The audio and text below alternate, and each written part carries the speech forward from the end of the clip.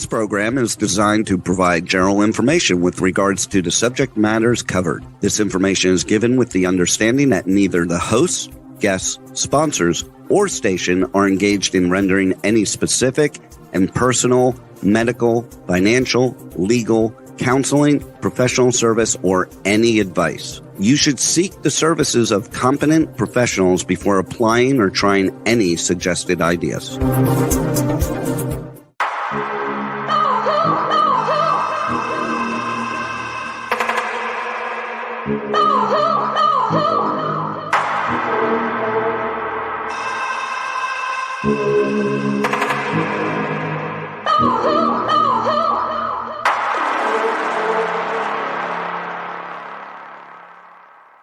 Good morning, true seekers and true crime junkies. Welcome back to another episode of Hit the Road Jack, Finding the Zodiac. Last week, we left off in the summary of Jack Tarrance and the Zodiac Killer. I'm going to go ahead and pick up for a couple slides, try to finish that information off, and then we'll be welcoming our guests to the show. So I'm going to go ahead and put up the presentation right now, and we will finish, like I said, on Jack Tarrance. Obviously, we have this color rendition of the Zodiac composite that has been done at some later date, many years after the composites originally done on the Zodiac. But we can see that even when they actually colorized it, they had a reddish brown, blonde type hair going on there based on the descriptions. And it is still definitely fitting in with Jack Tarrance. Again, we talked about him actually holding the gun to the back of this gal's head. Now, Moonlight had brought up that she wasn't sure who this girl was. Dennis indicated that it was some girl, but not somebody he knew. I was under the impression it might have been one of Nora's daughters. So I'm going to have to do some research on that and find out who this individual is, because Moonlight actually found a missing person who she is trying to match with remains, and she believes that person looks a bit like this individual. Moving on with that evidence, we do see that Jack did in fact have a Chevy Impala, but I believe this picture is just a little too early to be around the 1969 time frame in which the white Impala was seen in the Lake Herman Road events. He also owned a Ford Falcon. I'm not sure if this is the Ford Falcon, but we are still looking for the brown car that the Zodiac claims that he climbed into. Jack also had a Cadillac in the 60s, and he also had a white Corvair per Dennis's information with his ex-wife Doris Reynolds. I am doing some research on those cars. Of course, I have not figured out what we were looking at yet, so I'm going to zoom past that. And I want to actually bring on now Nolan Del Campo, attorney at law, and Terry Batcher. Good afternoon, Annette. Terry. Good morning. Good afternoon. I guess it's kind of both right now, isn't it? Yeah, we left off last week, Nolan, covering some of the information in regards to the summary of Jack Tarrance and Aleister Crowley, and I believe that you had some information that you were wanting to relay when we dropped off, so I wanted to go ahead and give you an opportunity to go into that. Yeah, really quick. On the last program, you referenced Aleister Crowley and L. Ron Hubbard. Well, both those Correct. men have direct ties to a guy named Jack Parsons, who's the founder of JPL, Jet Propulsion Laboratories. People say that JPL actually stood for Jack Parsons Laboratories because it's not jet propulsion, it's rocket propulsion. But anyway, Crowley, L. Ron Hubbard, and Parsons all had connections. Well, and the fitting I see that Forrest is talking about with Scientology, I actually am going to at least touch on that subject as it pertains to the Manson family, because he made the comment, the family gets what the family wants. Right, Terry? Right. That was on Geraldo's show. Okay. So, and I have recently latched onto a Netflix series that covers something called The Family. And if you watch this series, it is definitely the elite of the elite. The person who heads that organization stands next to the president of every single president since Eisenhower. So very interesting that we have a lot of Eisenhower stamps coming out in the Zodiac stuff. And you yourself also believe that the Zodiac is in some way related to the Manson family's family that he speaks about. Right, Terry? Well, it's not direct evidence, but they run pretty parallel, don't they? The way the timing and the way they operated, and absolutely all that stuff. Absolutely, a lot of parallels. So I fast forward, there is this letter, which we've spoken about in the past in regards to, or it was sent to Mr. Adams from Oakland, California, to, let's see, Redding, California. And it has the 2 stamps, the Franklin D. Roosevelt, which has been a commonality in the mailings of the Zodiac killer. And it looks like the envelope opens up from the side, but the contents of the letter was one which an individual claimed he had gotten involved with the mafia at the age of 17. This letter states he broke away 2 years ago, which would make it about 1967, which is when I say that Jack lost his handlers when Midnight Climax, or aka MK Ultra, was shut down. This same author also speaks of the CIA, Mafia, Florida, Mexico, Cuba. It's sent airmail, which is interesting, not necessary if you're sending from Oakdale to Redding, but I think airmail is also kind of a military thing, isn't it? Do either of you know? Airmail? I don't know about airmail. That's old school. That's what I'm saying, like old school. Airmail's so old school. At any rate, they did do a handwriting examination at the FBI, and they ruled this individual out. So this is where I found that they were asking for the belltop A's to be executed by the suspects, which brings to point that these belltop A's are something they found in the communications as well from the Zodiac killer. We have an interesting new letter found in the FOIA file, which obviously that is that letter. Since they've ruled them out, I'm not really going to go into this next section. You can pause and read this for yourself, but it just gives some background on the information, talks a little bit about the things that I think Jack was actually involved with as well. It's almost like this letter is a description of what Jack's life was. The letter writer himself takes credit in other communications to his wife about blowing up with a car bomb one of the casino owners in South Lake Tahoe, which I did have Chartrand in here. Everybody remember Chartrand? Yes. Okay. We touched on this casino owner being killed before, like a couple months ago. Yes. So I'm not going to go through all of that again. But that leads us right on into the October 21st, 1969 article that was a message out to the Zodiac killer from the San Francisco Examiner. Again, Hearst. If I'm going to imagine anybody being part of the family, especially if you watch the Netflix series The Family, Hearst would definitely have been one of the people who was involved with the family. This message to the Zodiac is not telling him to turn himself in and to stop killing the public. It says to change his identity, to move away, change his job, get a new life, basically, get a family, do what you got to do, go be someone else. They don't blame you for killing like the press and the law enforcement has done, because government has put guns in people's hands during Vietnam, and they're just as guilty as the Zodiac would be. And this person doesn't want to crucify the Zodiac. They just want him to move on and leave us alone. I think it's actually, what's that? An piece? Is there an actual author of that? By Blaise, Blaise. Okay. So Blaise or Blaine, it's very blurry. And I do have this deciphered in our previous conversation about it, where I actually typed up the entire article and read that on one of the podcasts. But anyways, very interesting to note that October 21st, 1969, they're telling him to leave this area, stop killing. At this point in time, we know that Jack is getting ready to make a move to South Lake Tahoe, which is why the Chartrand bombing was interesting, because I usually find that there is some type of murder previous to Jack moving to that area, so that when he leaves to come back and pack up in the opposite state, they're searching for a killer that's not there. And then he looks like he's arriving 3 weeks, a month later to the new location as a person who just moved to the area. So he never falls under suspicion. That brings us to the November 5th, 1969. I'm going to call it a suiciding of John Philip Zero Hott out of Venice Beach, California. He was shot in the head once. There were no fingerprints that were found on the weapon, which is interesting because at least his fingerprints, right, Nolan, should have been on this gun. Yes. If he shot himself. It was wiped down. Yeah. Yes. So it was said to have been, he was said to have been playing Russian roulette with himself, but the police found the weapon fully loaded. So again, he wasn't even shot with his own gun. Yeah. pretty good trick. No one believes the roulette yet. Normally, when you play Russian roulette, there's just one bullet.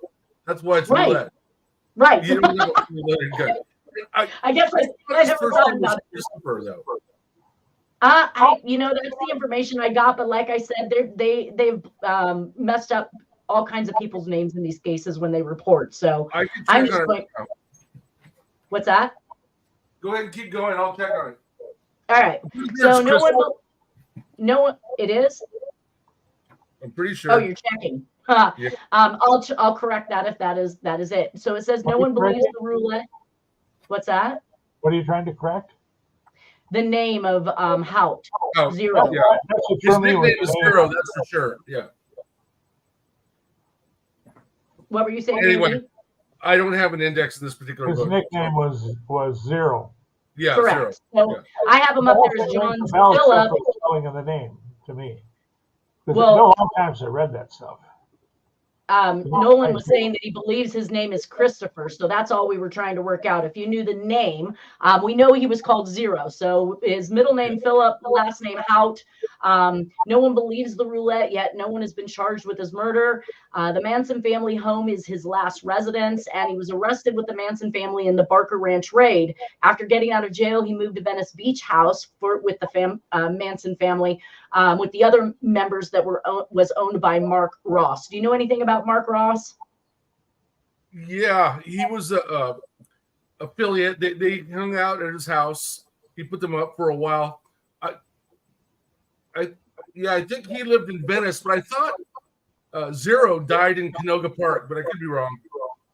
Again, I could be very wrong. That's why I try to research these and get as much information as I can on them. This is what I'd come up with, and I obviously still have down here research Manson family and Scientology, because I did not feel like this was all that there was probably to say about this particular murder, but it was just what I found at the time. The caveat here is that we just came off the Tate and LaBianca murders, these very horrendous murders that the Manson family has committed. And to me, it seems that we're going to see a retaliation of at least 4 Manson family members following. And this is the beginning. This is the first one. So being ruled a suicide, but the fingerprints were wiped clean from the gun and it was fully loaded, does not fit any of the theories or statements that have been made by anybody in this particular case. So we do know that the Manson family has some type of connection to Scientology in some way. I think Yes.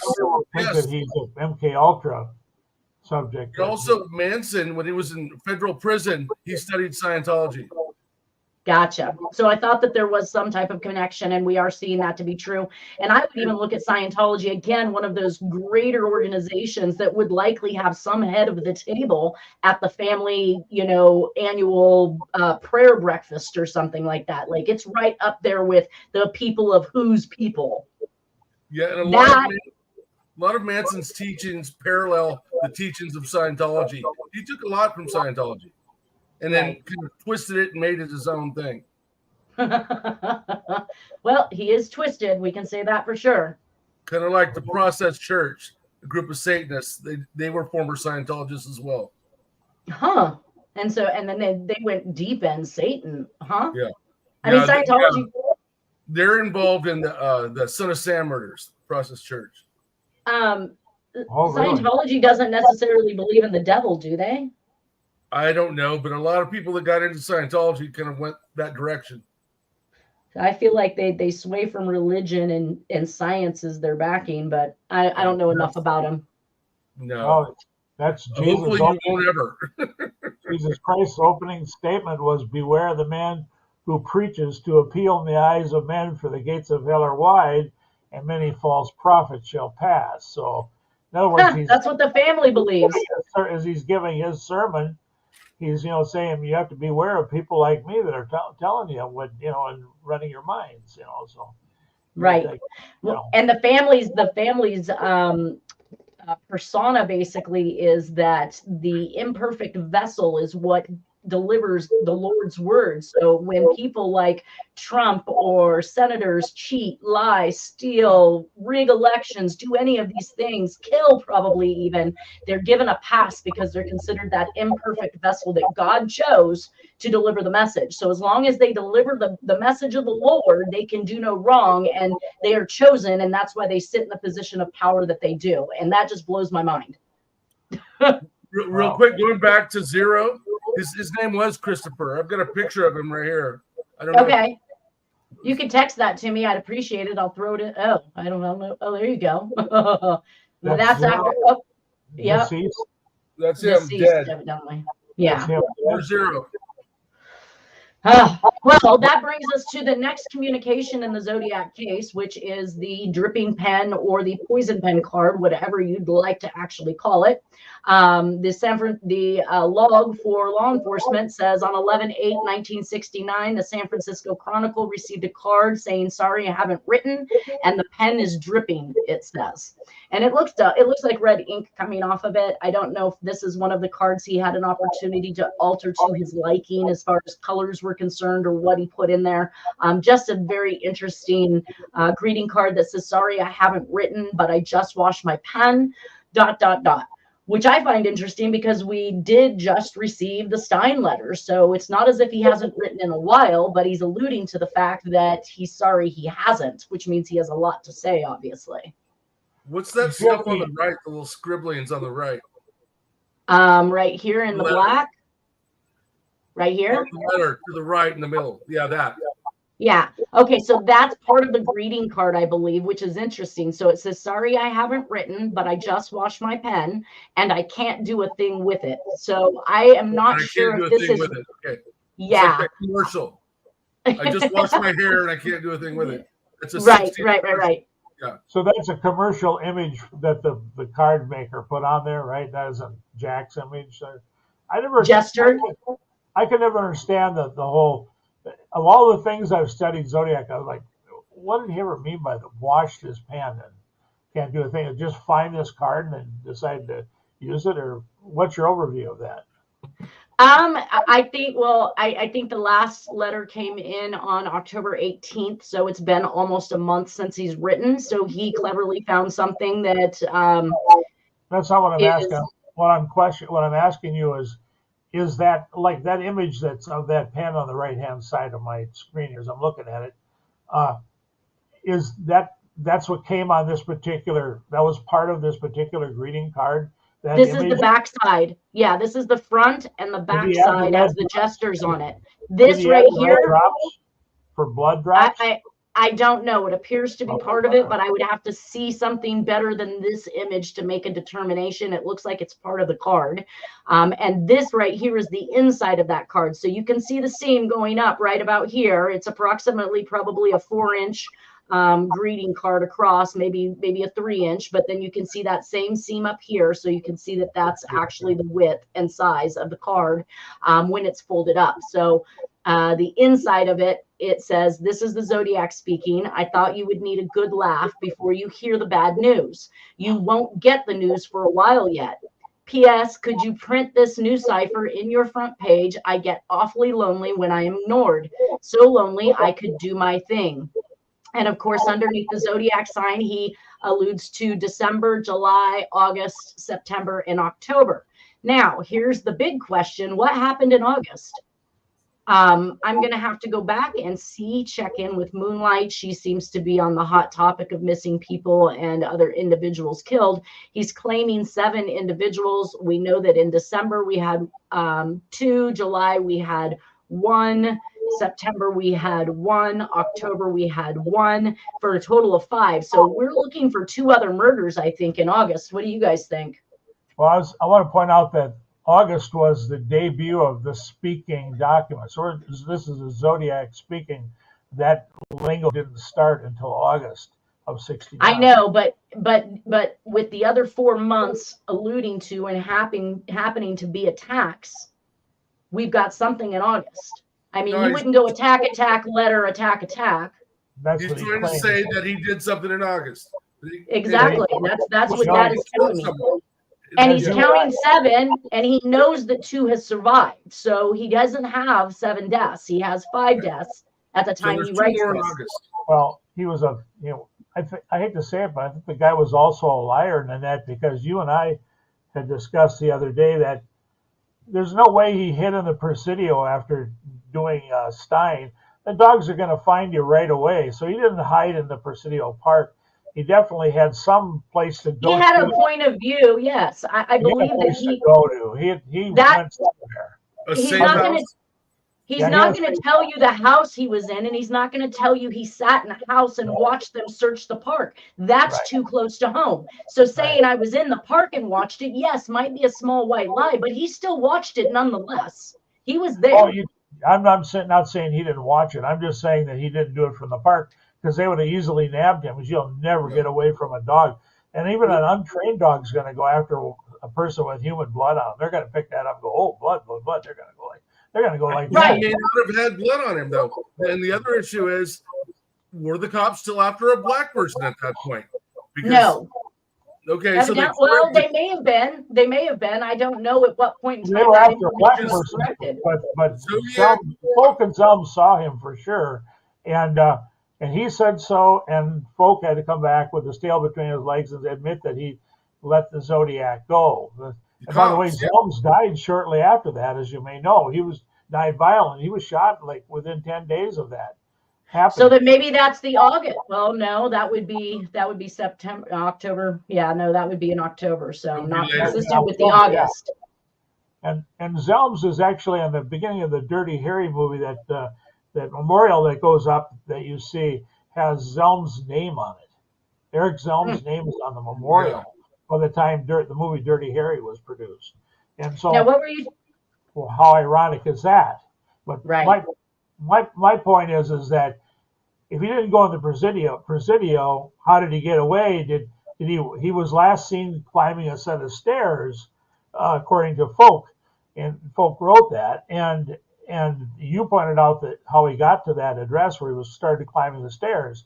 So not only did he give him he went that away.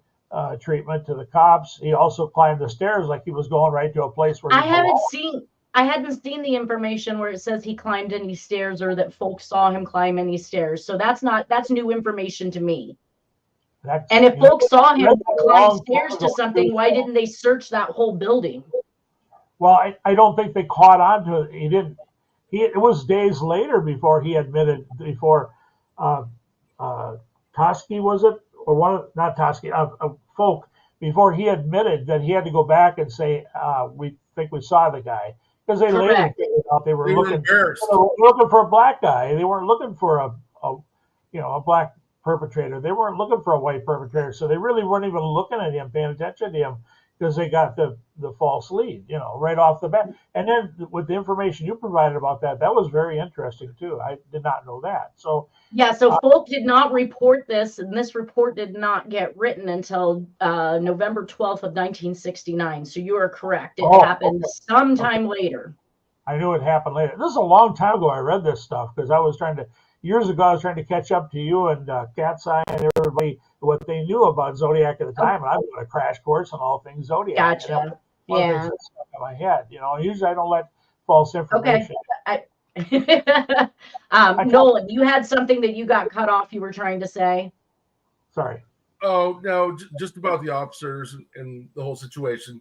That, they were embarrassed that they had an opportunity to maybe nab the killer, and because they were under the impression at that point that it was a black man that had done the shooting, they just let him walk on by, and they listened to him. Oh, he went that way, and they went off the other way instead of detaining that suspect and saying, "Wait a minute, dude, what are you doing here?" Boy, he was. Well, and I can't imagine them being embarrassed. They were given a bolo on a black male, so that doesn't make any sense. What kind of might even make a little more sense is the narrative that they then later, after allowing him to walk away and get away on purpose, is that they later made the claim that it went out as a black male erroneously in order to cover up the fact that they actually let the perpetrator walk away. But bear this in mind, that he's casually taken his sweet time to get this piece of bloody shirt.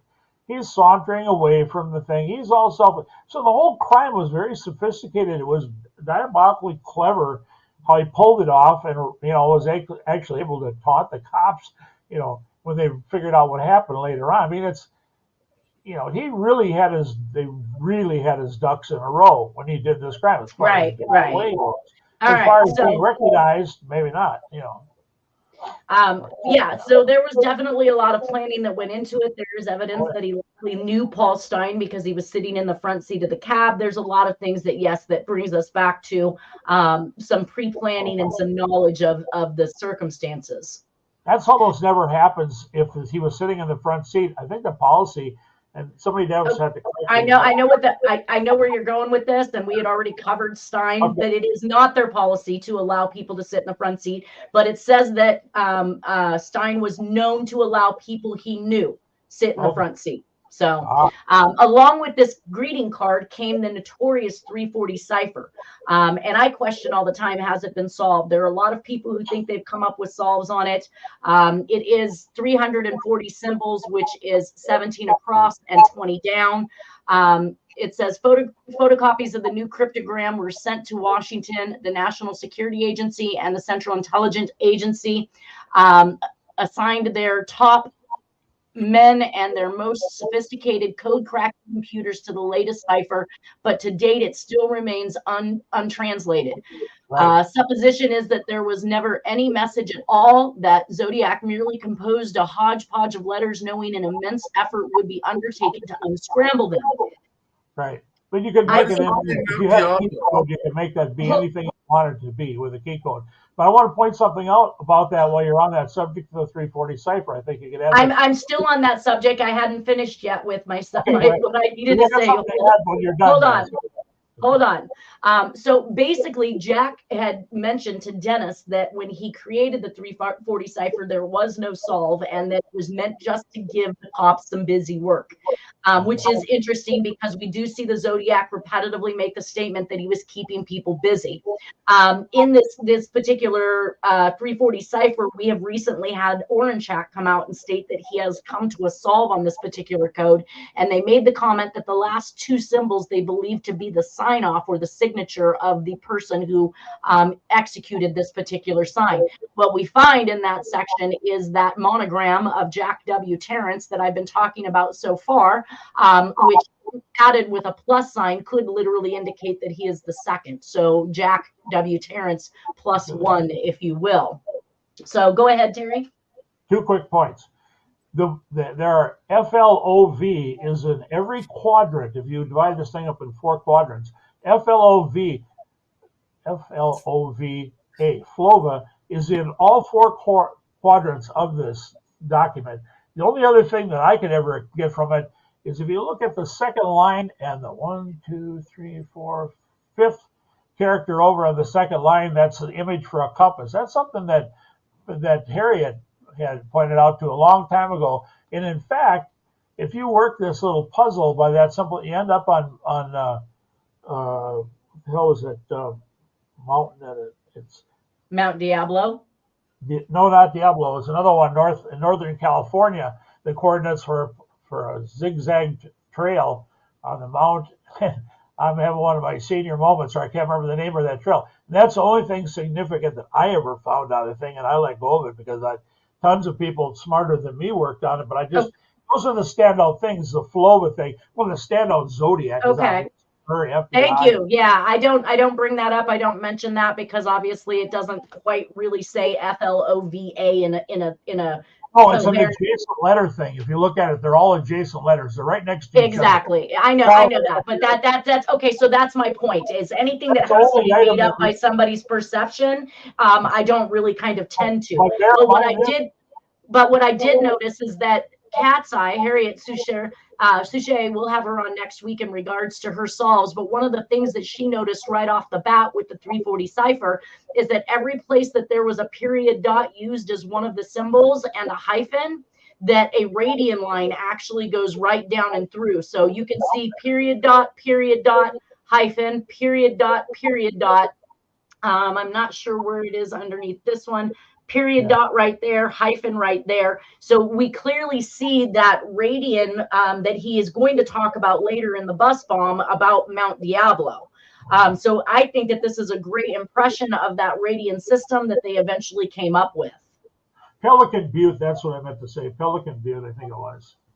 Or it's something to do with the Pelicans. It's been a long time. But FLOV is just an adjacent letter thing. And no other symbols do that on the whole document. You know what I'm saying? I know. Well, people have found things like cane. People have found things like herb. Like, people have found things, they say. But I don't. Yeah. Now, Nolan, you had something you wanted to add to that? I was just going to ask for, why does it say Mount Diablo up there to the right? But I put that. I think it may have been, instead of a cipher to solve, and I think it had more to do with radians. That's what I said. Radians. Yes. It definitely has something. There is definitely some type of evidence that supports, and even on one of the lines we have two period dots, which we had 2 attacks on one of the lines as well. So this arrow right here is meant to represent magnetic north. At that time was about 17 degrees, and this would be representative of the kills that he's made thus far. So maybe we have to look a little further into this one to see if we can't find what August was, and maybe August is representative of these particular hyphens that go straight out. Oh, you have, okay, I get it. You have August in your mind. You want to fit something on an August. Okay. I don't want to fit something. He said August. I want to find. Yeah. All right. So in the cipher and dripping pen card, from the handwriting point of view in linguistics, we had Harriette talk about the poison pen that was attempted to use in the killing or the assassination of Castro that went south. We saw that there was many misspelled words, both with single letter or double letter misspellings. He said, I thought you would need a good laugh before you hear the bad news. So he's always trying to present some type of a fun factor. You won't get the news for a while yet. I'm not exactly sure, again, what he may be talking about in regards to this. Is this the August killings we haven't heard about yet? So again, thinking or just trying to wrap my mind around that statement. It says you won't, P.S. could you print this cipher on your front page? Once again, he's trying to get a message out there, and I get awfully lonely when I'm ignored. So lonely I could do my thing. So being sent to the San Francisco Chronicle, and please rush to editor, and the back of the envelope said please rush to editor as well, and we get our second cipher from this individual. Well, one point on that, as far as the pen goes, and the image of the ink being blood dripping from the tip of it, didn't he use a pen flashlight attached to a gun at Lake Herman Road, and maybe even Blue Rock Springs, but definitely Lake Herman Road? Right. At least we have a witness that can tell us that for sure. He also said hello D, and that tells that he knows who D was. So she was targeted. You know, Majo is on tape saying that the killer said hello D and then shot her. So he definitely. Well, there is some affiliation. It wasn't random. No, and Harriette believes that all these individuals are aware of and knew who Jack was because they were all within the same circle. Interesting things to say about that. Absolutely. Yeah. Now, out of all the Zodiac murders, I think the Donna Farrer one has the most chance of having connections to all kinds of things. Yes. Darlene Ferrin? Yes. Yeah. Yes. Darlene Ferrin. Now, Darlene Ferrin. We do have an article that came out about Zodiac changes code in the new cryptogram. I thought it was an extremely interesting statements that they had to make. It says new puzzle. The analysis was made by Examiner staff members using the Zodiac alphabet derived from the solution of the original cryptograms sent by the killer to 3 different newspapers early in August. It suggests that contrary to police expectations that the new cipher could be interpreted in a matter of hours or days, the Slayer has presented crypt analysts with an entirely new puzzle to solve. Application of the old code to the latest message produced gibberish, one line transcribed on that basis reads, and it comes up with some random letters. Others are equally unintelligible, nor does the translation make sense when read backwards, vertically, either up or down, or by skipping every second, third, or fourth letter. Now, this is interesting because Ornchak claims to have solved the 340 cipher using something called the period 19. And what I can tell by it is it's set diagonally using the first symbol of the cipher on the upright, which is this ooh, which is this letter H over here, right there. And then working go over 2, down 1 would be your next symbol, over 2, down 1, your next symbol. So if this is legitimately one of the systems that was used, this period 19 by the US Army, then why in the heck would the FBI or CIA or any other cryptanalysts not know about that particular type of style to have applied it and attempt to break it? Well, for 50 years, mind you. 50 years has befuddled everybody. Is that a loaded question? Or it is. It says the new cryptogram consists of 20 evenly spaced lines of 17 characters each, or 340 characters in all. New symbols. It employs about 20 new symbols, and these are used to represent about 80 characters in the message. In other words, almost 1/4 of the latest crypt is represented by symbols not used before. These figures must be given as approximates because it is not always clear whether the apparently new symbols are deliberate or the result of sloppy penmanship. For example, in the original Zodiac cryptogram, the letter T was represented as, and then it cuts off. So this is the solve that Ornchak claims. Well, the solve itself. Well, he spelled paradise the way the Zodiac. Well, there's a lot of parallels. There are a lot of parallels with this solve, and then there was another solve about the way he uses the word paradise and how that his victims are going to be his slaves in the afterlife and things like that. Oh yeah, this message that they derived is very. Let's read the message because we're going on and people haven't heard it yet. So the message that Ornchak believes that he came up with is, "I hope you are having lots of fun in trying to catch me. That wasn't me on the TV show, which brings up a point about me. I'm not afraid of the gas chamber because it will send me to paradise all the sooner. Because I now have enough slaves to work for me where everyone else has nothing when they reach paradise. So they are afraid of death. I'm not afraid because I know that my new life will be an easy one in paradise death." I always thought that paradise was a reference to the gambling industry, but that's absolutely.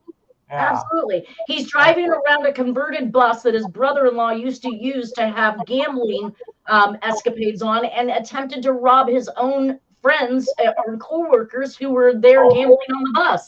I remember hearing that. Yeah, that's funny. Yeah, well, and Paradise also relates to South Lake Tahoe and the Paradise Hotel, which is in South Lake Tahoe, where Jack actually ends up in South Lake Tahoe with his daughter by 1970. So, one quick question for Nolan, because he's gonna. So, is there any truth to the report that LaBianca was into the mob for money and gambling debts and all that in Paradise, or operating a Paradise, and he lost money? He had a lot of business affiliations, shall we say, and not all of them were legal. So, and he was a horse. He played ponies.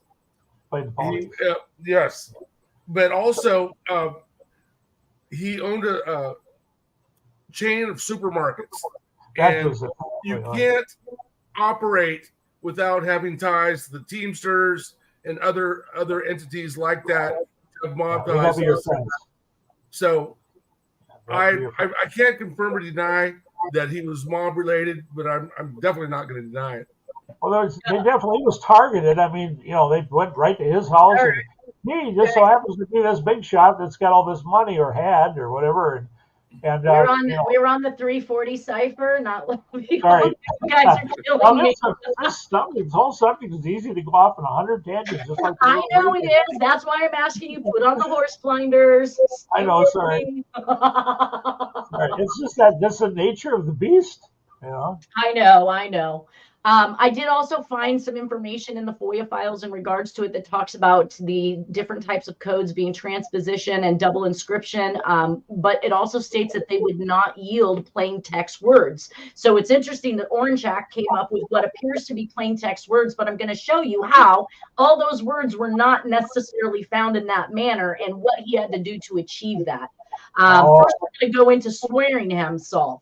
So Swearingham was using Orangeac's web toy, and in doing so, he actually came up with an interesting message, which we can see right here, the decoded ciphertext after he plopped in where he believed those letters related to symbols, and you have things like got, nothing. It's very much, it looks like a lot of gibberish, but let's look to see how he actually flowed this one out. So basically, he was not able to find anything in that particular solve on this bottom portion. So quite like Orangeac, there was a section that did not conform to the proposed solved as the top portion did. So that is running similar between both Orangeac and Swearingham. Now, the difference is that Swearingham went on to go ahead and decipher what this says, and you can follow along. Underneath each of the symbols are the letters that he placed, and he believes that it says, you in fact got nothing, and I got annoyed and said I had died or was caught. Again, you say I win the games. Once again, so fucked. Excuse my language. I hate you, don't I? You should die. I go kill you. You see no end of me. I'm Jack Terrence. You are sweaty, nasty, good and tight. My name is Zodiac. The end, done. So that's what he believes that these particular letters came up to or amounted to. And then the rest of it was an unrearranged anagram. So he did find a solve for that bottom portion, but it was not using the same system as the top portion was used. So here's the larger version. You guys could go back and look at this. Like I said, again, put it on pause, see how it compares to what here's the second half of this. You catch what's so damn funny. You can see how he worked it out. You can see that he's not far off from these letters actually making words, right? Phonetically speaking, anyways. Are you guys able to see that? I did the deep dive on Orangeac and the other guy for a while there, and I realized his little web toy thing was it was hard for me to follow, quite candidly, and I'm like, okay, so how did you basically plot? You basically choose a symbol and you plop a letter on it, and you see what maps itself out. So it was literally something you would sit there and play with for hours. I found Harriette's solves a little more interesting, but anyway. We're going to get to hers, absolutely. Here is the actual color coding of the symbols versus the letters and how many times they were used in the actual 340. So this is his breakdown of symbol versus letter versus the times it was used. This one goes on to, again, break down a color version of symbol versus letter. Let's see. I do find that some of these statements, like you catch what's so damn funny, because he's constantly saying, catch me if you can, you can't catch me. Now he's saying, do you catch what's so funny? And fun, we've already talked about, is one of those relations. He talks about, don't assume an old nut dog is what you got. I thought that was like right in line with the Gall and Sharp letter where he says old nut. Again, you're not going to basically catch this old nut. So there were some things that between this made as much sense, just like Orangeac's did about paradise and slaves and all of those things. So it probably has some merit. Probably has some merit, certainly. Right? But, well, and we're going to take a look at it, and I'm going to try to go through it really quickly. But the 340 Cipher Cracked article that came out on December 11th, 2020 is by Kevin Fagan of San Francisco Chronicle. So, of course, Orangeac is fully backed by San Francisco. We can tell. He says that I have the text of the cipher again. Now, we're going to show you how he gets to this, because to me, I'm completely confused. At any rate, he does say that all these people in this little presentation right here was unable to crack this code, and all of these people would have known all of the different methodologies for doing cryptograms, because they are part of the very militaries that created them, but these people couldn't, and he has. He got, maybe they didn't want to. Right?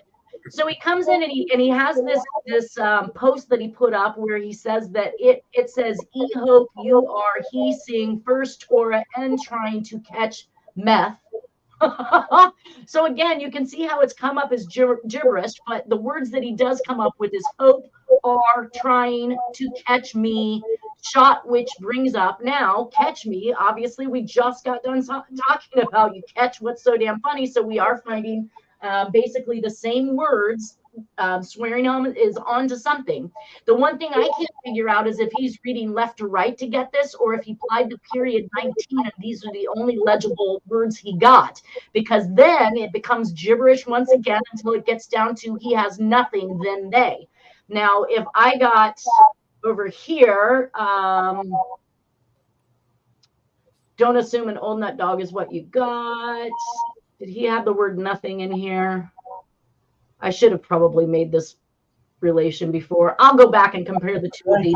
First line, you got nothing. Very right. First line says that. Okay. Wait a minute. Oh, yeah, and you in fact got nothing. All right, so Swearingen and Loren are actually coming up with similar words. So there's merit in that respect. What's that? So I would say there's some merit in that respect to what his workmanship is. Right, except for it's a sophisticated deal.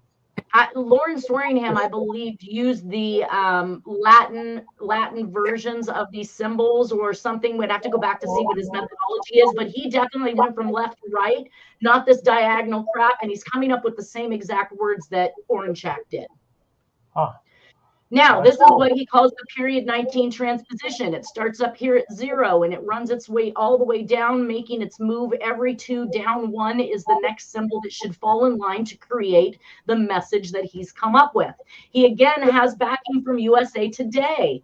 I mean, this guy's got some backing for some solve that many people have taken an attempt at, and lots of people have come up with things, but I think Loren's actually hits closer to what Orenchak has going on. He also has backing by the FBI, he claims. He says in a statement at the Register, in a statement distributed by Twitter on Friday, the FBI confirmed the cipher had indeed been undone. I don't read that. What I read is the FBI is aware that a cipher attributed to the Zodiac killer was recently solved by private citizens. It doesn't say that they confirm that that's the solve. It doesn't say that they confirm that the 340 has been undone or has been solved. It just says they're aware that someone in the private sector has solved it. Well, lots of people believe they've solved it in the private sector. Right. Doesn't go on to say anything other than it's still an open case and we can't discuss it with you. Now, here's where it falls apart for me. He does give me a key, although I don't believe that that key is complete. It doesn't have all the letters in it. I also noticed that he broke it into 2 portions, just like Swearingen had done. And then what caught me off guard is that while he maintained an over 2, down 1 pattern throughout the second half of it, all of a sudden right here at symbol number 158, it skips 2. So it goes 3 and down. Now everything is disjointed, out of line, and no longer consistent. So what has he done in order to complete or make this message that he's come up with? Isn't that kind of similar to the way chess is played with the knight? It's as he makes the chess piece can, go over 2 and down 1 or up 1, or is it 3? I haven't played chess in years. When I was a kid, I played chess for a while, but got bored with it. But it's that same sort of idea. You know what I'm saying? Any of the solves really, it doesn't say anything. It doesn't really give us anything, though. Even if, say they're right, but what does it give us? How Swearingen got anything does it bring us? It's almost you guys are competing. You guys are competing. Go ahead, Nolan. Sorry, say that. My point is, if you read, say you agree to solve it. Then you read what's there. There's no meat there. There's not really anything that brings us closer to who Zodiac is. I thought your point about the words that match of usage that he's used elsewhere was a good point. I'm grasping for the description, but you know what I'm saying. In other words, he's. I've got less than a minute, so I do want to get through a couple more slides. Earlier about how that ran parallel to some remarks that he made as a Zodiac.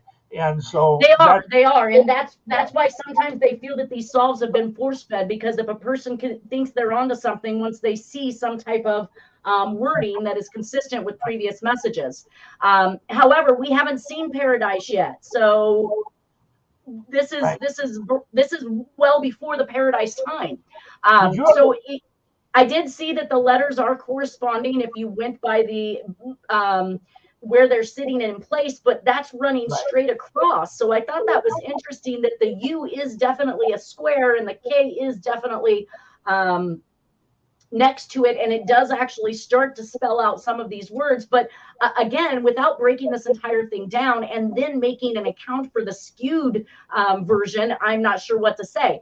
But when he does the second half of it, this is the message he starts to come up with. And because he latches onto the word because, have, slave, and wear, all the rest of this is gibberish. So how then does he come to this overall message that now says he believes this is the last two? So his is broken into 3 sections, 2 top portions, and then the last 34 symbols at the bottom of it are supposed to say life will be an easy one in paradise, death. And he believes, again, these last 2 symbols. Sorry. That's Swearingen then, too, that you're talking about, not Oranchak, right? This is Oranchak. All right. So basically, he did. Hold on. I less than a minute. I have to finish this. So basically, we can actually see here again that this is all gibberish. It means nothing. But then all of a sudden, he starts actually creating and making words out of things.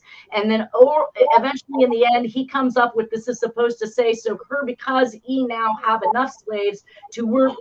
Again, not a complete message. He then rounds it up and makes it say this. So I am not sure how he come to these conclusions, but it definitely isn't an easy solve or one that somebody could recreate.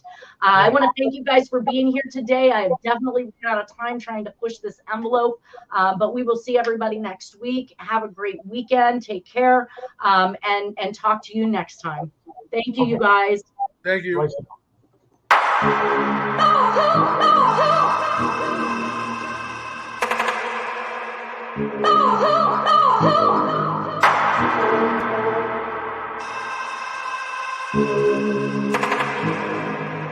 Oh,